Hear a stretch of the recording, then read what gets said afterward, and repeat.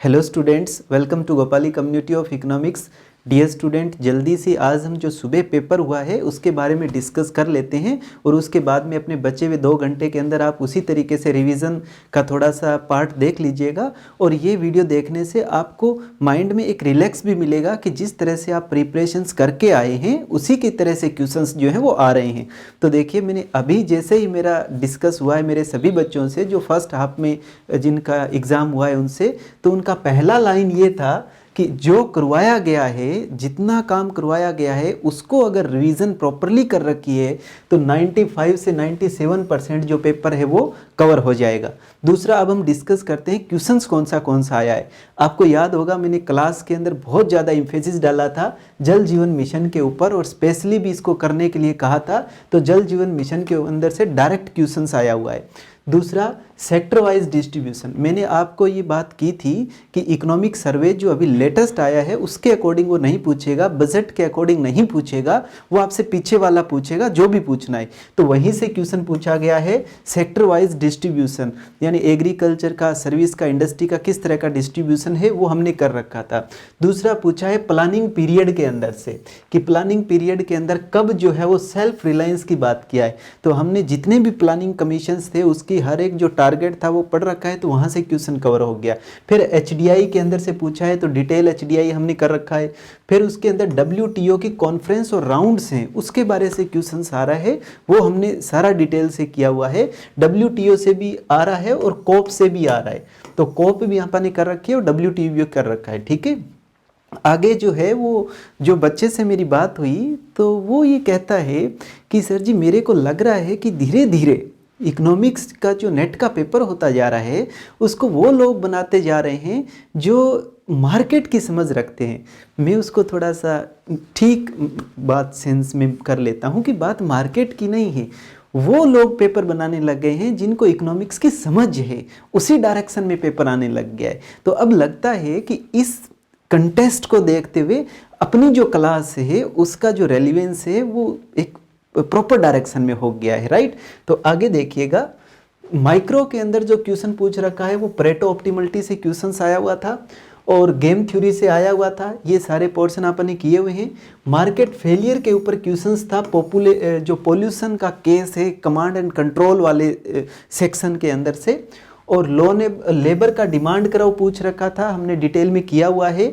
और producer surplus पूछ रखा था, कंज्यूमर सरप्लस और प्रोड्यूसर सरप्लस हमने क्लास में पढ़े थे। राइट, और उसका जो डेरिवेशन का फॉर्मूला है इंटीग्रेशन वाला वो भी हमने किया था, वो आपको ध्यान होगा। ठीक है, आगे देखिएगा, मैक्रो इकोनॉमिक्स के अंदर से ISLM का क्वेश्चन आया हुआ था। तो ऐसा हो ही नहीं सकता है कि ISLM और आपको ना आए, केंजियन इकोनॉमिक्स आपको ना आए, ऐसा हो ही नहीं सकता है। तो वाजिब सी बात है कि इसके अंदर पूछ रखा था कि कौन सा मनी जो है वो उसमें यूज़ होता है। तो रियल मनी बैलेंस यूज़ होता है, हमने M/P बहुत डिटेल में पढ़ा हुआ है। Right, sticky price model Keynesian economics से क्वेश्चंस आया हुआ था।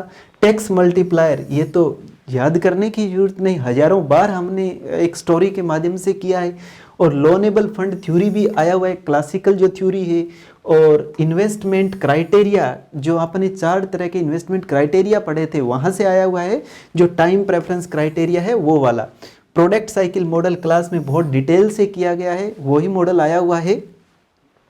आगे हम बात करें तो इकोनोमेट्रिक्स में क्या आ रहा है, जो भी हमने क्लास में किया है, ऑटो कोरिलेशन, OLS के जो भी पार्ट्स हैं तो वहाँ से आया हुआ है। तो मैं जो बच्चे अब एग्ज़ाम देने जाएंगे उसको मैं बोल रहा हूँ कि जो OLS है उसका जो ऑटो कोरिलेशन है, उसका जो मल्टीकोनियरिटी है, उसका जो हेड्रोसिडास्टिसिटी है और उसके जो टेस्ट हैं वो प्रॉपरली करके जाइएगा, 100% क्वेश्चन आने के चांसेस है। दूसरा, इंट्रा इंडस्ट्री ट्रेड का फॉर्मूला पूछ रखा है, ये क्लास में किया हुआ था। ऑटो कोरिलेशन के ऊपर टेस्ट पूछ रखा है, ये हमने किया हुआ था। राइट, और एक थ्योरी ऑफ इन्वेस्टमेंट के अंदर से पूछ रखा है। सेट थ्योरी हमने क्लास में किया है, उसको रिवाइज करने का जरूरत है, तो आप भी सेट थ्योरी को रिवाइज कर लीजिएगा। और यहाँ से जो क्वेश्चन आया है वो प्रोबेबिलिटी बाइनोमियल डिस्ट्रीब्यूशन से निकाल सकते हो, बिल्कुल सिंपल है जैसा हमने क्लास में किया है। आगे एक इंडिपेंडेंट इवेंट, आपने देखा होगा डिपेंडेंट और इंडिपेंडेंट की हमने डिस्कस किया है, वो और एक्सक्लूसिव और इंक्लूसिव का जो हमने डिस्कस किया वहाँ से क्वेश्चंस आ रहे हैं। तो मेरे को लगता है नेक्स्ट पेपर में यहाँ से इसने इंडिपेंडेंट पूछ लिया तो वो डिपेंडेंट पूछ सकता है या एक्सक्लूसिव इवेंट पूछ सकता है, तो वो अच्छे से करिएगा, ठीक है। नेक्स्ट जो है वो थ्योरी ऑफ पॉपुलेशन से क्वेश्चंस जो है वो पूछे जा रहे हैं। तो थ्योरी ऑफ पॉपुलेशन जितनी भी 10 तरह की थ्योरी हमने की है वो सारी थ्योरी आप प्रॉपरली रिवाइज कर लीजिएगा। तो अब मैं कहना क्या चाहता हूँ कि इंडियन इकोनॉमी के अंदर जो आपको बेसिक जो करवाया गया है वो आप ध्यान कीजिएगा। आपको जो सेक्टर वाला मैं यहाँ से डिस्कस कर लेता हूँ कि इंडियन इकोनॉमी में ये वाला जो सेक्शन है सेक्टर वाला एलोकेशन करवाया गया है। तो सेक्टर के आर बार में जो भी आपको करवाया गया है सर्विस, इसके सब पार्ट करवाए गए हैं। सर्विस सेक्टर में क्या क्या आता है, एग्री उसमें एग्री में क्या क्या आता है, इंडस्ट्री में क्या क्या आता है, वो पोर्शंस आप रेडी कर लीजिएगा, ठीक है। तो रिवाइज करने का 2 घंटे में उन पे फोकस कीजिएगा। और एक बार एग्ज़ाम देने जाने से पहले अपने जो नोट्स हैं उसको आप प्रॉपरली एक बार फोल्ड करके देख लीजिएगा। और मैं तुम्हें ये बात कहना चाहता हूँ, डोंट माइंड, आप पेपर दीजिएगा और पेपर होगा, ऐसा हो ही नहीं सकता है। और पेपर बनाने वाला बनाएगा कहाँ से, जैसे आपका प्रिपरेशन से। तो मेरे स्टूडेंट को, मैं सब स्टूडेंट को, ये मेरे स्टूडेंट को बोलने वाला हूँ कि डोंट माइंड, आप जाइएगा, पेपर में वही आएगा जो आपने किया है क्लास के अंदर, ठीक है। ये मैं पहले भी कहता रहा हूँ और अब भी आपको कह रहा हूँ। So don't mind, just do it, okay. Thank you so much, thank you.